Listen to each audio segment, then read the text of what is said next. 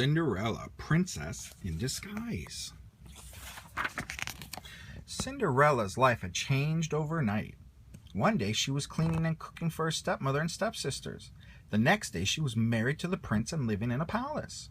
Cinderella loved living there, but sometimes it felt strange to have the royal staff waiting on her. She often wanted to help. In the morning she would make her own bed before the maids came in. In the afternoon, she would sometimes invite her maids to join her for tea. Most of all, Cinderella wanted to get to know the royal staff better. She remembered how lonely she'd been at her stepmother's house. She hoped the maids knew that she was their friend, but whenever Cinderella tried to chat with them, they would politely smile and hurry away to finish the other chores. One morning, at breakfast, Cinderella told the prince that she was worried. "I want to make sure the servants are happy working here," she said. "I can't seem to get any of them to talk to me." Wouldn't they tell us if something was wrong?" the prince asked. Cinderella nodded. "I suppose so, but I just wish there was a way to know for certain." Later that morning, Cinderella talked to her mouse friends, Jacques and Gus. "There must be something we could do to find out if the staff is happy," she said. "But no one's going to tell me what they really think."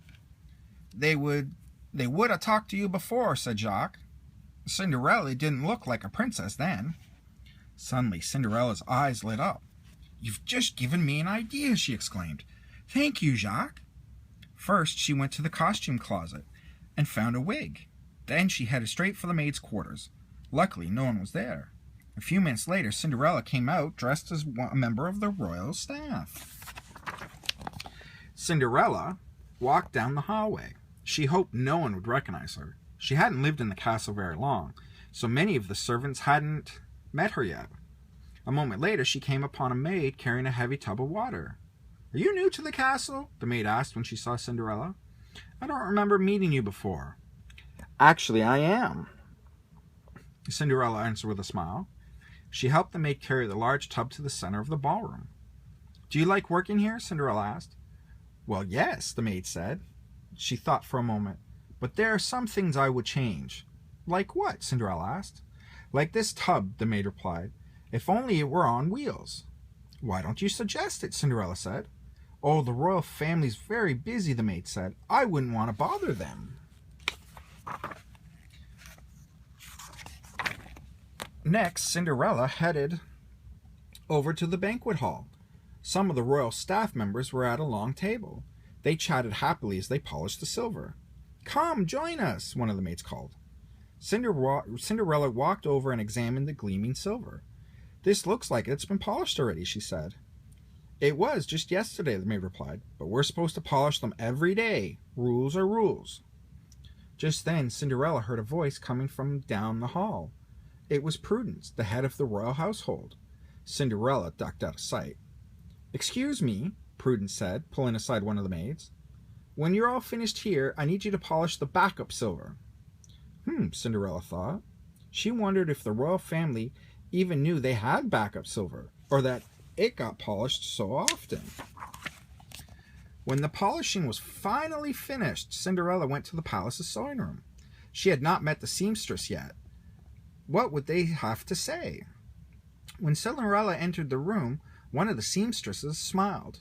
"Thank goodness Miss Prudence sent us some extra help," she exclaimed. "We have to finish all these gowns for the ball on Saturday." "Oh, they're beautiful," Cinderella said, admiring the dresses. "Gowns are my favorite things to sew." Another seamstress chimed in. "Each time I finish one, I imagine what it would be like to wear it, just once. I just wish we could go to a ball. I would dance and dance all night long," she sighed.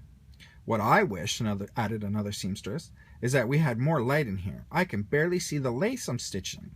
Cinderella nodded. With just a few changes, it would be easy to make their wishes come true. Soon it was time for lunch. Cinderella followed the maids to the kitchen. She was delighted to see steaming bowls of soup and big slices of crusty bread laid out on a long table. But just as everyone sat down, a bell rang. The signal meant that one of the royal staff members was needed for a task. A butler at the end of the table got up. He hadn't even had a chance to taste his soup. "How silly," thought Cinderella. I'm sure it would be easy to plan chores around the staff meals. Prudence must have known she was interrupting lunch when she rang the bell. Cinderella slipped away from the kitchen to think. She thought of the maid with her tub of water. She thought of the silver that was polished every day, and the dark sewing room. The servants were happy working at the palace, but with a few small changes they could be even happier. And she knew just the way to make that happen. Cinderella smiled. She had some work to do herself. Quickly, Cinderella went to change back into her own clothes, but before she could, she bumped into the prince. The prince didn't recognize her at first, but then his eyes grew wide. "Cinderella?" he exclaimed in surprise. "Why ever are you dressed like that?" Cinderella smiled and told him the whole story. "I realized that the only way to make sure the staff was happy was to dress as a maid myself," she explained. "Fortunately, they didn't recognize me, and they shared the most wonderful ideas about things that could be so easy to change. Let's go see the king and the Grand Duke. I have so much to tell you all." Cinderella changed and they went to see the king and the Grand Duke. "I had quite an adventure today," Cinderella told them. "I worked alongside the royal staff, and I got some ideas for small changes that would make a big difference." "What have you in mind?" said the king, asked curiously. "Well, changing what they work on for a start," Cinderella replied. "I think they do the same job over and over when they could be doing other jobs that the royal family would truly appreciate, and it would be more interesting for them." The king nodded thoughtfully. "What a grand idea!" he exclaimed. "What do you suggest?" That afternoon, Cinderella asked Prudence to gather the royal staff together. "It's nice to see you all again," Cinderella said. Everyone was confused. No one remembered seeing her earlier that day.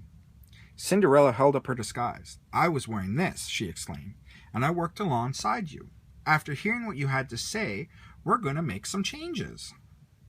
The servants looked at one another nervously. "From now on," Cinderella said, "all the wash tubs will be on wheels. The silver will only be polished when it needs to be. More windows will be added to the sewing room, and your meals will no longer be interrupted."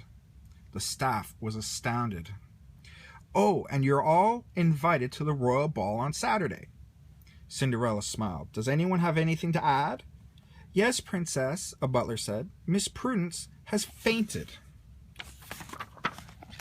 That Saturday night, Cinderella and the prince greeted each of the royal staff members by name as they entered the ballroom. Cinderella thanked the seamstress for the beautiful dress they had sewn for her, the cooks for the delicious food, and the maids for making the castle sparkly clean.